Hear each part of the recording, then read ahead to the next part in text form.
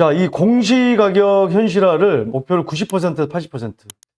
자, 그 기준이 있었죠. 이 공동주택, 여기 표에 나왔네요. 토지는 2028년까지 실거래 대비해서 공시가격 90%까지. 그러니까 실거래 대비해서 90%까지를 공시가격으로 올려주는 거를 토지는 2028년, 공동주택, 아파트나 빌라나 이 공동주택은 2030년, 단독주택은 2035년까지 90% 현실화율을 하기로 했는데 이걸 이제 80% 선으로 낮추고 시점도 연기하는 게 유력하다. 80% 하겠지만 당장 이렇게 그대로 하지는 않겠다.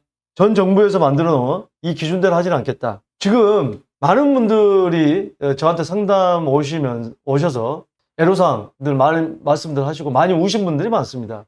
그만큼 이 고통을 받는 분들이 많다는 거거든요. 겉으로 보면 다주택자인데 이걸 매도하면은 똘똘한 한 채 값도 안 되는 분들이 굉장히 많습니다. 그런 분들이 굉장히 이 종부세라든지 이런 세금의 재산세나 종부세의 세금 때문에 굉장히 괴로워하고 계십니다. 예.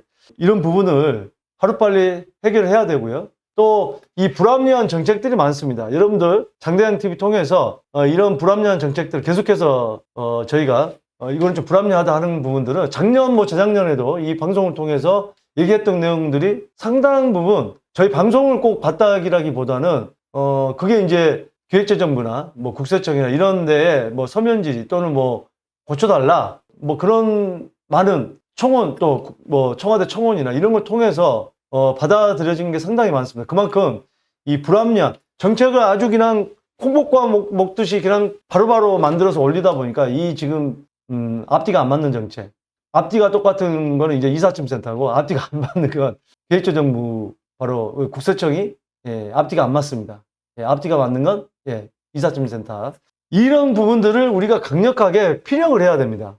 왜 우리 부동산 얘기를 하면서 숨어서 얘기하고 죄 짓는 것처럼 떳떳해야 됩니다. 이 정치권에서 참 그게 문제입니다. 외국이나 이런 데는 자기 재산이나 이런 문제에 대해서 떳떳하게 상담을 받고 떳떳하게 얘기하고 그런 어떤 환경이 돼 있는데 우리나라는 막 세무조사한다, 때려편다, 최근까지도 그랬었죠. 그게 이제 투표할 시점이 되니까 쏙 사그라들고, 그런 부분이 있었는데, 숨어들지 말고, 불합리한 부분들을 개선을 할 수 있게끔, 강력하게 요구를 해야 됩니다. 네, 슈퍼챗, 구씨님, 네, 감사합니다. 웃기다고요? 네, 감사합니다. 국토교통부 장관 후보자인 원희룡 후보자가 지금 이제 청문회를 지금 했었죠. 자, 임대차 집값은 단기 하향 안정이 목표다. 심상정 의원이 물어보니까 그런 얘기를 했는데, 지금 현 대통령제 5년이면 또 정권이 바뀌고 하니까, 장기적인 목표가 없습니다, 지금. 우리 대한민국에는. 그렇기 때문에 이게 반복해서 오를 수밖에 없어요. 조금 떨어지다가 조정받다가 올라가고, 중장기적인 목표가 없어요. 이게 지금 원희룡 후보만이 아니고 지금까지 단 한 번도 중장기적인 목표를 가지고 했던 적 없어요. 실질적으로 보면은 일단은 어떤 선거철이 되면은 다 그쪽으로 향하고 임대차 3법은 중장기적으로 바꾸겠다. 양도세 등도 세금도 완화시키겠다고 중장기적인 목표를 얘기를 했습니다. 자, 임대차 3법은 계약갱 청구권이나 전월세 상한제나 전월세 인가제는 폐지에 가까운 손질을 하겠다. 너무나 부작용이 많았다. 자, 이런 얘기를 했고요. 자, 이제 일기신도시 특별법인데, 자, 요게 이제, 중요합니다. 자, 현재 일기신도시의 평균 용적률은 200%인데, 이걸 이제 300%까지 올리고, 역세권은요, 500%까지 공일 개발하겠다. 그래서 이제, 그러니까 상향되는 이 용적률의 절반은 기부 체납을 받는 거죠. 이제 국가에. 그러면 그걸 가지고 공공 분양도 하고, 공공 임대도 하고, 그렇게 사용을 해서 늘리는 건데, 그렇게 하다 보니까 지금 어떻게 되냐. 어제 제가 회원 전용에다 올려드렸지만 지금 30년 차가 가까운 게 2년에서 4, 5년 되면 다 30년 차가 됩니다. 그러면은 살 수 있는 한도를 50년까지라 그러면 향후 20년 동안 이 지금 일기 신도시가 거의 29만 가구거든요. 이게 이주를 해야 됩니다.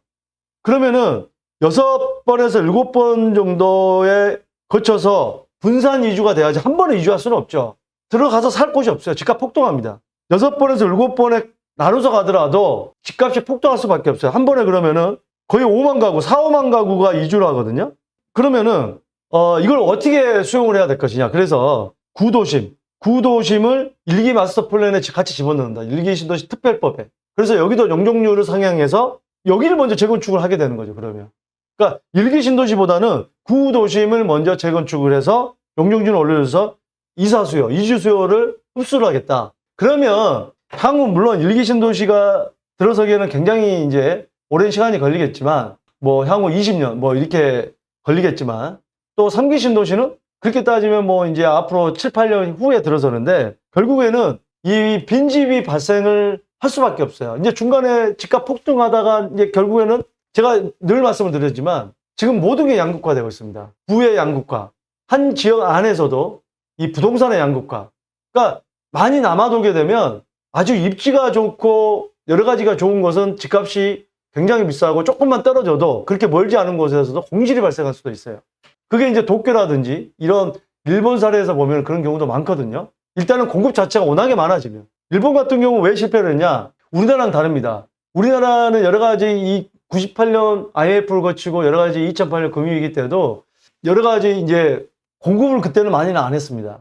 우리 그 보면 인허가도 수도 떨어지고 공급이 많지 않은데 일본은 그때 집값이 떨어질 때 공급이 많았어요. 왜? 정부의 정책이 잘못된 겁니다. 약간 우리나라 치면은 전원주택 지을 이란 외진 곳, 약간 그런 외곽에 집을 주면 뭐 인센티브, 세제 인센티브를 주는 막 그런 걸 펼쳤단 말이에요. 그러다 보니까 엉뚱한 곳에 사람들이 많이 살고 싶어 하는 도심이 아니고 엉뚱한 곳에 집들을 많이 짓다 보니까 이게 결과적으로 공급이 엄청나게 많아진 거예요. 그래서 지금까지도 지금 뭐 최근에 다시 일본의 부동산이 살아나기 시작합니다만 굉장히 오랫동안 장기 어떤 경제 침체까지도 몰고 갔었죠.